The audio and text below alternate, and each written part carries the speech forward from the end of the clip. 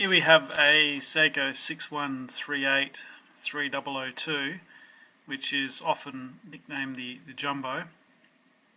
This is actually quite a nice one, and I'm just doing an evaluation here. So having a look on the front there, there's a few marks on the crystal, which I've got a polarizer on the camera just to reduce glare, so you may not see them, but yeah, it's got a few marks on the crystal, but this is the model where the replacement crystal is extremely hard to find, so unless they're really bad, I'd recommend just leaving them alone. I can replace the glass in front, but they're generally not particularly waterproof afterwards, so if you've got a really bad one, it can be replaced, but generally I recommend leaving them alone if possible. So you see there on the hand, you can see some little spots. Now, when I look at those close up or under a loop, they're actually bulges, and that would suggest that there's some mold growing on those hands. So the paint that was used in the luminous material, for some reason, mold loves it. So I don't know why, but mold just loves it.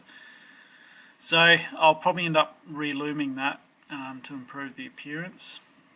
So just looking on the side there, this one's missing the crown. Now the crowns with these are fairly easy to find, so I'm not too bothered with that. And the stem's snapped as well. Usually what happens is the seal goes first, and a bit of water gets in, it gets on the stem, rusts the stem. The gasket hardens up because it's got a mixture of dirt and water in it, which makes it a lot harder, so you're cranking it really hard to try and move change the time or wind it up or anything like that. And once it's already halfway eaten through with rust, it only takes a good crank just to snap it off. So that's usually the mode of failure with these. These are actually quite a heavy watch, so yeah, it's difficult to really give you a sense of it here, but there's a lot of heft, and they're an extremely large crystal and large dial on these as well. The bracelets are what they call the oval link style bracelet, which is it's a high quality bracelet, but I think it's a bit under engineered for this model, because the watch itself is actually quite heavy, so they always break there or down here, and a lot of them were broken, I guess, in antiquity in the 70s, and replaced with something else or a strap or something like that, so you don't often find them with this bracelet on it. But importantly, those end links there are of an odd shape, so they're very hard to replace with something generic. So if it does break, hold on to the end links. Now I'm just going to whiz the back off, which I've already loosened up, which is why there's a gasket hanging out. The gasket's already gone a little bit gooey, which means that it's on the way out. So they go gooey and then they go hard. Now just having a look at the movement there. Was actually running before, just from a bit of a shake, so that's normally a good thing. But that's really clean overall, and you don't often see them that clean, especially this model. This model was usually very heavily abused and has had water in it. So to see one like that, I just happen to know this is a one owner watch, so he's really taken care of it, and yeah, that just looks great. That's going to clean up fantastic. So I'll just flip that over. You can see the large balance of the 61 or 61 series.